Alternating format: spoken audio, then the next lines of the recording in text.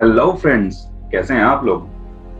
तो KTQ series का 3 video बना चुके हैं और हमारे चैनल पे डल चुका है। आप लोग उसको देखें और नॉलेज गेन करने की कोशिश करें।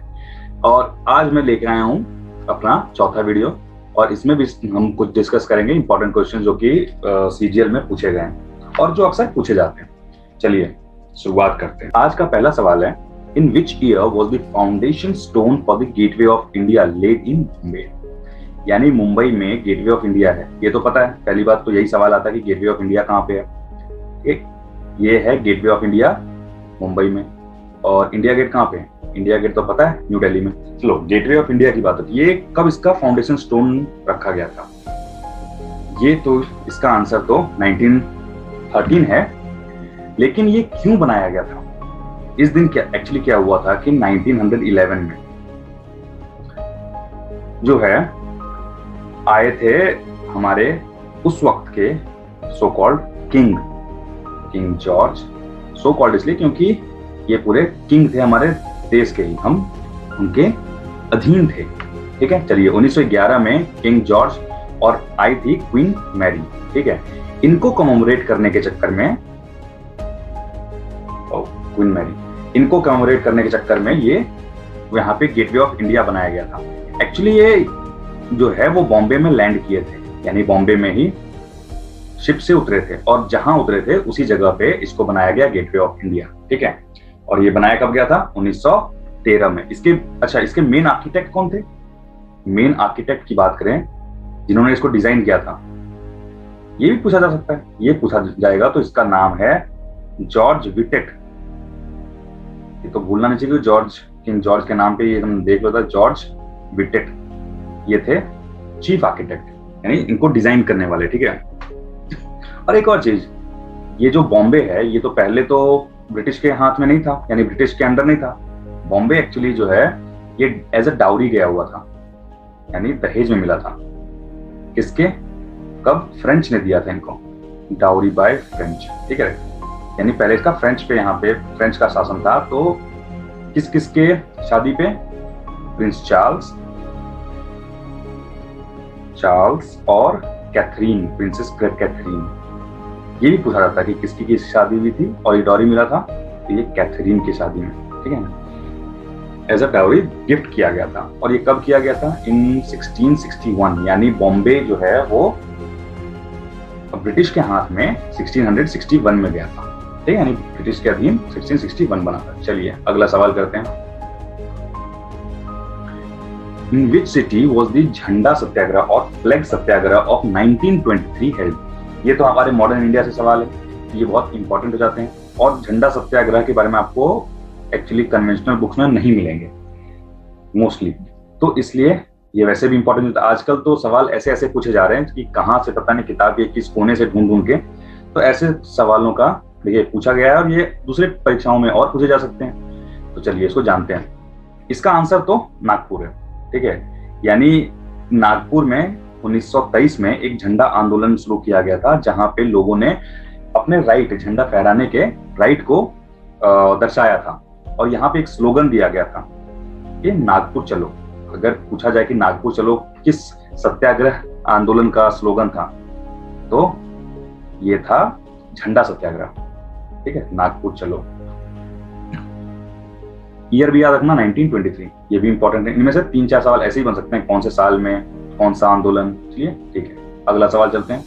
हमारा तीसरा सवाल है, the national commission of backward classes यानी NCBC was formed by insertion of article. देखो NCBC तो पहले से बना हुआ है, national commission of backward classes जो है वो एक स्टैट्यूटरी बॉडी था। ठीक है, यानी पार्लियामेंट के द्वारा एक्ट के थ्रू ये और 1993 में ही पास होकर आया हुआ था, पर इसको कॉन्स्टिट्यूशनल स्टेटस नहीं मिला था, यानी संविधान की किताब में ये मेंशन नहीं था, संविधान में नहीं डाला गया था इसको। तो संविधान में कब डाला गया? संविधान में एक्चुअली 2018 में डाला गया और ये इंसर्ट किया गया 200 यहाँ पे जो है ये इंसर्ट किया गया 338B। यहां से यहाँ लो 338 जो है वो national commission for schedule caste है, 338A national commission for schedule tribes है, 338B जो है यही हो गया एनसीबीसी। और ये जो है 102nd कॉन्स्टिट्यूशनल अमेंडमेंट एक्ट के थ्रू आया था 2018 में। 18-19 देख लेना ईयर, लेकिन ये 102nd कॉन्स्टिट्यूशनल अमेंडमेंट के थ्रू आया। ठीक है, ये इंपॉर्टेंट था, इसके बारे में जान लो क्योंकि ये करंट अफेयर है। चलिए अगला सवाल चलते हैं। The headquarter of board of control of cricket in India, यानी बीसीसीआई जिसको हम जानते हैं, उसका हेडक्वार्टर क्या है? तो इसका हेडक्वार्टर तो वानखेड़े स्टेडियम है। जो मैच देखते हैं उनको पता होगा वानखेड़े स्टेडियम कहाँ पे है, मुंबई। अच्छा, अगर हम बीसीसीआई की बात करें तो बीसीसीआई जो है वो कब बना था? एक्चुअली एक board for control for cricket बना था, एक बोर्ड बनी थी, ठीक है, जहां से ये बीसीसीआई आया है वो 1928 में बना था बेसिकली, और एज अ सोसाइटी बना था। और कभी कभी ये भी पूछा जाता है कि ये सोसाइटी कहाँ रजिस्टर्ड था, तो सोसाइटीज एक्ट, तमिलनाडु के सोसाइटी एक्ट के तहत रजिस्टर्ड था। ठीक है, उसके बाद इसको 1983 आई थिंक, एक बार डेट देख लेना आप लोग, हाँ 1983 में इसको बीसीसीआई को, आज का जो मॉडर्न फॉर्म बीसीसीआई उसको बनाया गया। पहले इसका हेडक्वार्टर तो मुंबई में है, यानी वानखेड़े स्टेडियम में। एक और सवाल पूछा जा सकता है इसमें कि फर्स्ट प्रेसिडेंट या फर्स्ट सेक्रेटरी कौन थे? तो फर्स्ट प्रेसिडेंट की बात करें तो फर्स्ट प्रेसिडेंट कौन थे, किसी को पता हो तो? ये है ग्रांट गोवान जो थे पहले प्रेसिडेंट। और फर्स्ट सेक्रेटरी की बात करें, ठीक है, फर्स्ट सेक्रेटरी की बात करें तो एंथनी डी मेलो। ठीक है, ये एंथनी डी मेलो जो है ये इसके फर्स्ट सेक्रेटरी थे। तो ये हो गया बीसीसीआई से रिलेटेड सवाल। और अभी प्रेसिडेंट कौन है? अभी है सौरभ गांगुली। ठीक है, तो आज का 5वां सवाल है, कहता है which of these institutions fixes the repo rate and the reverse repo rate. हमने रेपो रेट और रिवर्स रेपो रेट को पहले ही अपने क्वेश्चन वाले सीरीज में पहले डिस्कस किया हुआ है। अगर यहाँ पे एक संक्षेप में देखना चाहें तो रेपो रेट क्या होता है? जिससे एक्चुअली बैंक्स जो हैं वो आरबीआई से लोन लेती है, आरबीआई से लोन लेती है। ठीक है, और विद कोलैटरल, ठीक है, और एक एग्रीमेंट साइन करती हैं कि हम ये कोलैटरल वापस लेंगे और आपको पैसे लौटा देंगे। ठीक है, यही है repo rate. Reverse repo rate क्या होता है? जस्ट इसका उल्टा। क्या होता है? आरबीआई लेती है बैंकों से पैसे, और अगर पूछा जाए रेपो रेट ज्यादा होता है या रिवर्स रेपो रेट, तो याद रखना आरबीआई अगर पैसे बैंकों से लेती है तो कम दर पे देती है, और अगर उनको देती है तो ज्यादा दर पे देती है, यानी रेपो रेट जो है वो ज्यादा होगा रिवर्स रेपो रेट से। ये चीज याद रखना। हाँ, तो यहाँ सवाल जो है आरबीआई, इसका जवाब क्या है? आरबीआई। ठीक है, आरबीआई। चलिए अगले सवाल की तरफ चलते हैं। हमारा अगला सवाल कहता है Which of the following is the first South Asian country to call match fixing a crime? भाई ये तो एक सीधा सीधा सवाल है, इसका जवाब श्रीलंका है, ये तो रटना ही पड़ेगा। चलिए इसके आगे बढ़ते हैं। Which of the following is an Indian research station in Antarctica region? देखो अंटार्कटिका में जो है टोटल आज तक 3 स्टेशन बने थे। पहला तो सबसे पहला जो बना था वो दक्षिण गंगोत्री। ठीक है, अगर पूछा जाए कि फर्स्ट कौन सा था तो दक्षिण गंगोत्री ये बना हुआ था। उसके बाद बना मैत्री, ठीक है, और फिर भारती। ओके, ये 3 हैं। तो जो दक्षिण गंगोत्री है वो 1984 में इसको ऑपरेशनल किया गया था। और मैत्री देखिए इसका आंसर तो यहाँ मैत्री हो जाएगा भी। ये मैत्री जो है वो 1989 में इसको स्टार्ट किया गया था, एस्टैब्लिश किया गया था। और भारती अभी रिसेंटली 2012 में, ठीक है, 2012 में इसको ऑपरेशनलाइज किया गया है। तो ये सवाल था कि हमारा कौन सा दक्षिण रिसर्च सेंटर अंटार्कटिका में, तो ये हमारा है मैत्री, याद रखना इसको। ठीक है, चलिए अगला सवाल चलते हैं। एक हॉर्स पावर कितना होता है? भाई एक हॉर्स पावर होता है 746 वॉट। ठीक है, 746 वॉट। ये सब पॉइंट में दिए हुए हैं भाई यहाँ तो। ये बोलिए यहाँ पे 0 लगा दो, पहला वाला ऑप्शन, और ये 0, ये पॉइंट नहीं होंगे यहाँ पे। 746 है, ठीक है, तो 746 वॉट होता है, ये होता है। सवाल ऑप्शंस गलत दिए हुए हैं, आप इसको करेक्ट कर लेना।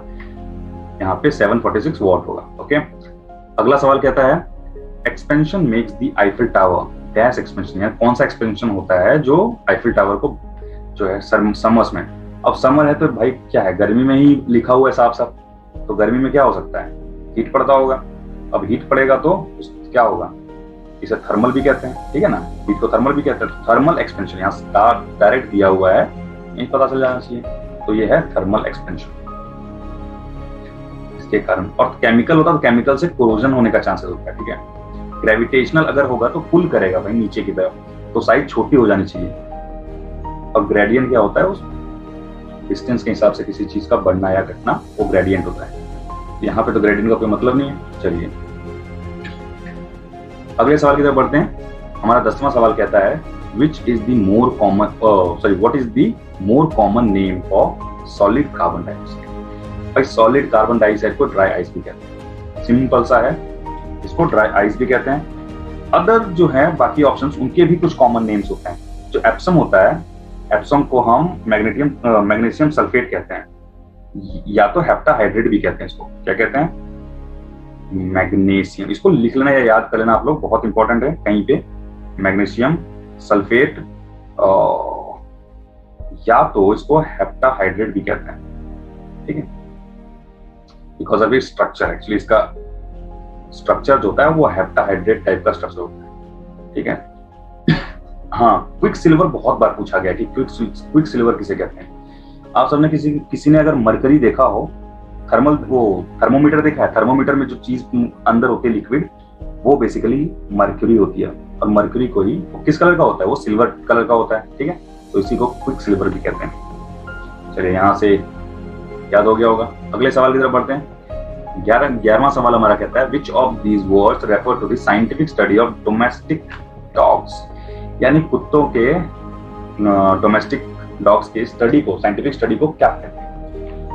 तो अगर हम देख, इसका जवाब तो डायरेक्ट डी है, यानी साइनोलॉजी कहते हैं। अगर ऑप्शंस को देखें तो उनको क्या कहते हैं, ये भी वर्ड्स होंगे, इनको भी जानना जरूरी है भाई। तो ये जो है क्रेनियोलॉजी जो है वो scientific study of shape and size of actually skull होता है। डिफरेंट रेस के जो ह्यूमन होते हैं उनके स्कल साइज को, यानी स्कल साइज या शेप ऑफ ह्यूमन रेस, उनके स्टडी को कहते हैं, है ना, साइंटिफिक स्टडी को कहते हैं। अब बाकी जो है वो क्रेमेटिस्टिक किसे कहते हैं, क्रेमेटिस्टिक्स किसे कहते हैं, ये एक्चुअली एक टर्म है जो डिफाइन करता है वेल्थ की स्टडी को। एक्चुअली मेजर करने के वेल्थ या मेजर करने के तरीके या वेल्थ को बिल्कुल सिंपली कहा जाए तो स्टडी ऑफ वेल्थ, ठीक है ना, दौलत, ठीक है, उसकी स्टडी को हम कहते हैं क्रेमेटिस्टिक्स। चलिए कार्पोलॉजी क्या होता है। कार्पियोलॉजी अगर किसी ने फ्लावर के बारे में पढ़ा है तो वहां से आपको आना चाहिए, कार्पेल से बनता है, फ्रूट यानी फ्रूट्स की स्टडी को कहते हैं, ठीक है, फ्रूट्स और सीड्स की स्टडी को हम कहते हैं कार्पोलॉजी। और ये तो अपना ऑप्शन दिया ही हुआ है 11वां। चलिए ये था हमारा 11वां सवाल। अपने अगले सवाल की तरफ बढ़ते हैं। TV remote control works on the principle of, भाई टीवी रिमोट कंट्रोल कैसे काम करता है, सबको पता है कि ये इंफ्रारेड के हिसाब से काम करता है। एक रिमोट देखा होगा आप सबने, यहाँ पे एक बल्ब होती है छोटी सी, है ना, ये जब हम बटन प्रेस करते हैं तो यहाँ से एक इंफ्रारेड निकलती है, और यही इंफ्रारेड जो है वो टीवी में भी एक रिसीवर होता है, लाइट रिसीवर लाइट, वहां पे जाता है और फिर ये उसको कैच करता है और कमांड देखता है, ठीक है, यही अपना है इंफ्रारेड। इसका जवाब है। बहुत इजी सवाल था और ये पता ही होना चाहिए सबको। तो अगला सवाल कहता है which of the following was previously known as the lady Willingdon park. एक सवाल है जो कि इसका नाम बदल दिया गया है और ये इंपॉर्टेंट हो जाता है। तो भाई पहले लेडी विलिंगटन पार्क किसे कहा जाता था। पहली बात तो लेडी विलिंगटन है कौन। एक्चुअली हमारे वाइसराय हुआ करते थे, हमारे वाइसराय थे और 1931 से 1836 तक। एक उनका नाम था लॉर्ड विलिंगटन, ठीक है ना। तो इन्हीं की जो वाइफ थी वो लेडी विलिंगटन उन्हीं के नाम पे रख दिया गया था, और ये पार्क जो था वो लोधी गार्डन को बदल के रख दिया गया था। यहां से अगर हम बात करें तो हमें एक चीज और पता चलता है कि लोधी गार्डन किसने बनवाया है। अगर लोधी गार्डन की बात करें तो भाई इसको सिकंदर साहब ने बनवाया। कौन सिकंदर? सिकंदर लोधी, ठीक है ना, सिकंदर लोधी ने बनवाया। चलो, सिकंदर लोधी ने इसको बनवाया है, लोधी गार्डन को। और ये किसके नाम पे था? मतलब बदल के विलिंगडन कौन थी? विलिंगडन हमारे लॉर्ड, मतलब हमारे एक वाइसरॉय थे, ठीक है ना, उनके नाम पे रख दिया गया था। चलिए, इसका जवाब है लोधी गार्डन। अगला सवाल कहता है the city of dash is located at the mouth of Yangtze river. Yangtze river कहाँ बहता है? ये तो चाइना का एक रिवर है, ठीक है। तो ये जो है बहुत ही इंपॉर्टेंट शहर है सांघाई। सांघाई जो नदी है वो मुहाने में पड़ता है। रवि देखो, रिवर का माउथ कहाँ होता है? माउथ किसे कहते हैं? एक्चुअली जब समंदर से जो भी नदियां मिलती है उस जगह को माउथ कहते हैं। इस पोर्शन को मान लेते हैं ये सी है, तो सी से जो नदी जब मिलती है जहां पे, उसे माउथ कहते हैं। सी हो या किसी लेक हो, उसे माउथ कहते हैं, ठीक है ना। चलिए, कंफ्यूज नहीं होना, माउथ किसे कहते हैं? माउथ जहां से ओरिजिनेट होता है वहां से नहीं कहते, जहां पे समंदर से या किसी वाटर बॉडी से मिलता है उसे कहते हैं। चलिए, यहाँ इसका जवाब है सांघाई सी। अगला सवाल है दी मैलिमथ कमिटी रिपोर्ट डील्स विद। एक बेसिकली एक कमिटी बनाई गई थी ये देखने के लिए कि हमारे जो सीआरपीसी या आईपीसी हैं, है ना, आईपीसी इंडियन पिनल कोड के जो सीआरपीसी वगैरह हैं, क्रिमिनल प्रोसीजर कोड वगैरह, उनमें क्या बदलाव लाए जा सकते हैं, हमारे जस्टिस सिस्टम में क्या बदलाव लाए जा सकते हैं, जिसमें हम साइबर क्राइम से को डील कर सकते हैं, विमेन के खिलाफ जो अत्याचार होता है, वायलेंस होता है, उसके ऊपर हम बेसिकली ध्यान दे सकते हैं। तो उनको पूरी तरह से स्टडी करने के लिए दोबारा एक रिकमेंडेशन दी गई, एक कमिटी बैठाई गई, ठीक है, मैलिमथ कमिटी, और इन्होंने रिकमेंडेशन दिया किसके लिए था? ये क्रिमिनल जस्टिस सिस्टम के लिए, ठीक है। ये बहुत इंपॉर्टेंट है, ये कई बार दूसरे परीक्षाओं में भी पूछा जा सकता है। चलिए, अगला सवाल जाते हैं। अगले सवाल में कहता है which of the following is mine in the Badampahar village mine of Orissa. भाई बदमपर विलेज जो या माइन जो है वो उस वहां पे क्या माइन किया जाता है, वहां से क्या निकाला जाता है? तो पहली बात तो ये कहाँ पे है यही पूछा जा सकता है। अगर उड़ीसा यहाँ नहीं दिया होता तो पहली बात ये उड़ीसा में है। और ये किस चीज का ओर है? ये आयरन ओर है, ठीक है। अब यहाँ पे हम देखें आयरन के कौन से हैं, तो भाई आयरन का जो होता है हेमेटाइट, है ना, एक ओर होती है हेमेटाइट, मैग्नेटाइट, सिडेराइट, ठीक है, ये है हेमेटाइट, और ये हाई क्वालिटी हेमेटाइट यहाँ मिलता है। इस वाले में हाई क्वालिटी हेमेटाइट मिलता है, ठीक है। ये बहुत इंपॉर्टेंट है जानना। चलो आगे बढ़ते हैं। माइंस के ऊपर सवाल कई बार पूछा जाता है, तो माइंस आप लोग को ध्यान देना है, अदरवाइज मैं तो अपने क्वेश्चन के थ्रू इंफॉर्मेशन देने की कोशिश करता ही रहता हूँ। चलिए, हमारा 17वां क्वेश्चन कहता है कि which of the following is major component of vinegar. भाई विनेगर होता है एसिटिक एसिड होता है ना, फॉर्मूला क्या होता है? CH3COOH, ठीक है, यही होता है विनेगर, और यही होगा इसका आंसर। चलो, इजी सवाल है आज तो। 18वां सवाल कहता है George Simon Ohm in whose honour we have the famous Ohm's law. Ohm's law क्या होता है पता है? चलो, B=IR यहीं से आता है, ओम्स लॉ से ही आता है। चलो यहाँ से पता करना, फिजिक्स का एक कॉन्सेप्ट है ओम्स लॉ। चलो, ये कहाँ से बिलोंग करते हैं? ये जर्मन है एक्चुअली, जर्मन सिटीजनशिप इनके पास, ये जर्मनी से बिलोंग करते हैं। और इनके बारे में चलो, ये तो नॉर्मल सी चीज थी, ठीक है। ओके, हाँ, सवाल एक और चीज तो पूछ सकता है कि ओम्स जो है वो किसकी यूनिट है ना, तो रेजिस्टेंस की यूनिट ओम्स है, वो भी पता करना आप लोग। चलो, अजातशत्रु, ये फिजिक्स हमारे हिस्ट्री का सवाल आ गया। यहाँ कह रहा है कि अजातशत्रु नाम सुने हो, नहीं सुने हो तो आज नाम सुन ले और इसको याद कर लो, क्या है याद अभी हो जाएगा। अगर इसका कैरेक्टर देखा जाए तो अगर किसी ने बाहुबली मूवी देखी है तो इसका कैरेक्टर एग्जैक्टली जो है वो बाहुबली का जो दूसरा भाई था यानी उसकी तरह है। कैसे? अगर यहाँ जिसे राणा इसमें देख सकते हैं हम, इसके पास वो चैरियट जो चलाता है, रथ चलाता है जिसमें वो लगे होते हैं, ये इसके पास था, है ना। और पत्थर फेंकने वाला जो इंजन होता है, या जिसके पास पत्थर फेंकने वाला बड़ा सा मशीन था, बाहुबली में दिखाया गया, वो भी अजातशत्रु के पास था।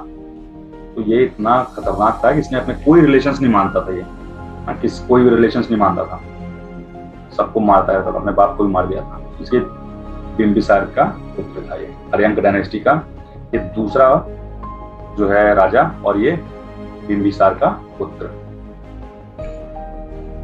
चलो अगला सवाल ये है, Mehrunnisa who was known as Noor Jahan was wife of। ये मुगल काल का सवाल है और ये मुगल पीरियड से रिलेटेड है, बहुत इंपॉर्टेंट हो जा सकता है, होता है मतलब हो जाता है। ये जो है जहांगीर, ठीक है, जहांगीर से रिलेटेड है। ये किसकी वाइफ थी? ये जहांगीर की वाइफ, ठीक है। जिन्होंने जहांगीर ने एक्चुअली 1611 में शादी की थी मेहरुन्निसा से। और ये मेहरुन्निसा कौन थी? मेहरुन्निसा जो है डॉटर थी इत्माद-उद-दौला की। ये भी पूछा जा सकता है, ये भी सवाल बहुत इंपॉर्टेंट है। उद-दौला, ठीक है, इत्माद-उद-दौला की पुत्री थी, और इसको जो है बादशाह बेगम कहा गया था। टाइटल इन्होंने अडॉप्ट किया था, क्या? बादशाह बेगम, ठीक है। पॉइंट्स पे इनके आते थे बादशाह बेगम के नाम से, ठीक है। तो आज के ये सवाल थे हमारे 20 सवाल। चलिए अगले हम वीडियो में फिर मिलेंगे। इसी तरह हमारे वीडियो को देखते रहिए और शेयर करते रहिए, लाइक करते रहिए और हमें मोटिवेट करते रहिए। चलिए, थैंक यू, मिलते हैं अगले वीडियो में।